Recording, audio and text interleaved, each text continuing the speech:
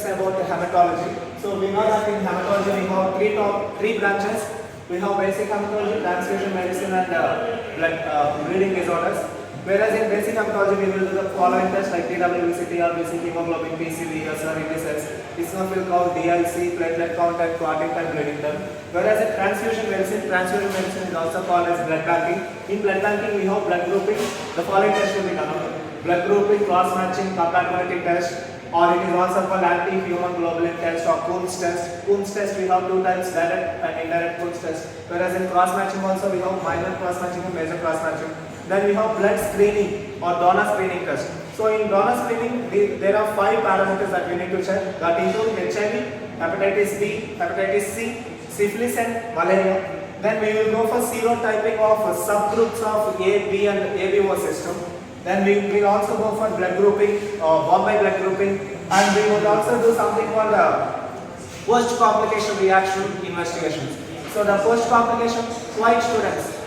The post-complication reactions include, we will collect blood and urine. In the blood we will go for, we will collect the blood from the blood bank, and also we will collect blood from the patient.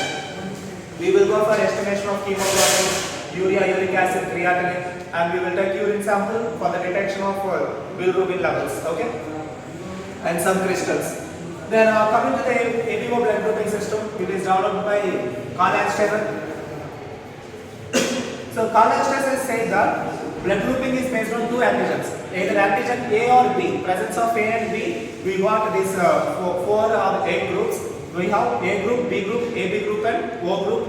Now, after that, we came to know that there is one more antigen present in red blood cell called D antigen, which is adopted from a monkey called rhesus monkey. Hence, we given a positive and negative to all 4 groups, resulting in 8 groups of blood grouping: A, B, AB, O, positive and negative groups. Okay, so this is Karl Landsteiner's blood grouping system.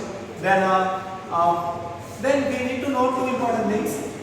One is A grouping, that is called Karl Landsteiner law. Karl Landsteiner's law says that if a particular agglutinogen present in the RBC, the corresponding agglutinin must be absent. That means if the patient has A antigen, then A antibodies must be absent. Okay. So A individuals will have B antibodies, B individuals will have A antibodies, AB individuals will have antibodies, O blood group they will have both A and B antibodies. Okay. Then another statement that you need to remember is these 2 statements. One is dilution. So this is recipient and donor. The first statement is donor's blood will be less and recipient blood is more. So donor's antibodies will dilute in recipients. Even the donor has antibodies that target the recipient antigens, they will get diluted. So no issue. But second statement is very important. That is, recipient must not have any antigens or antibodies that is targeting donor's antigen. I am telling again. Recipient should not have antibodies targeting donor's antigen.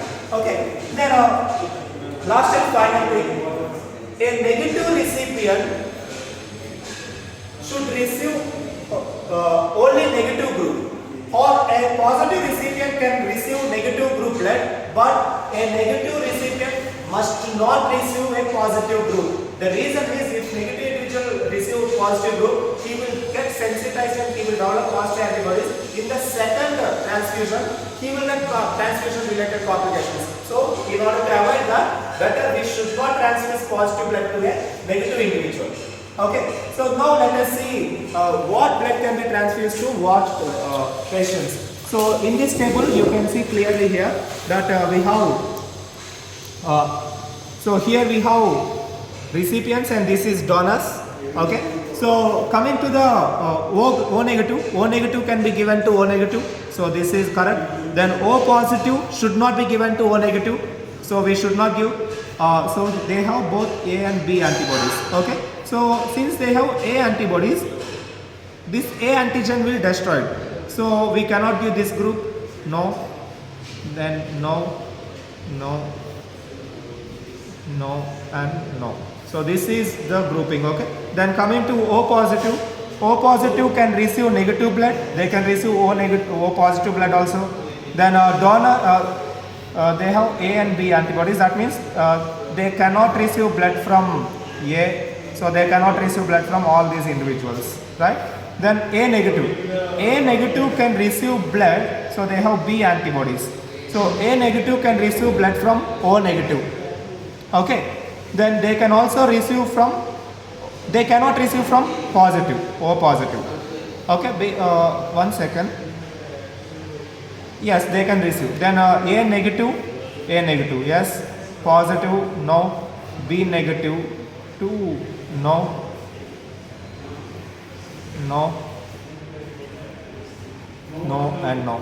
So this is the A negative. Then A positive can receive, they have B antibodies. So they can receive negative O group. They can receive positive.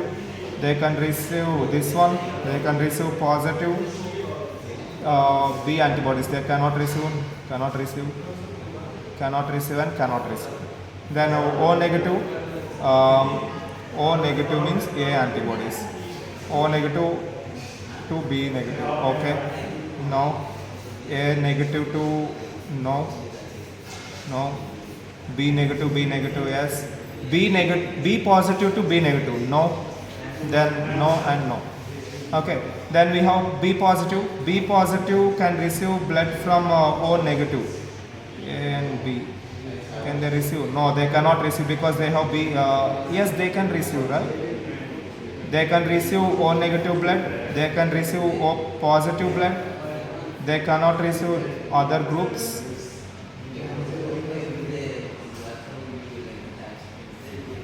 B positive can receive. B positive, B negative. They can also receive actually. B positive can receive. AB negative. They cannot receive, and they cannot receive. So like this we have the chart. So this is the chart you can see here. So these are the recipients and they can take blood from these individuals. Hence AB positive is called as universal recipient, whereas O negative is universal donors. O negative can give blood to all groups, whereas AB positive can receive blood from all donors. So AB positive is called as universal recipients, and O negative individuals are called universal donors. So that's it. You can stop.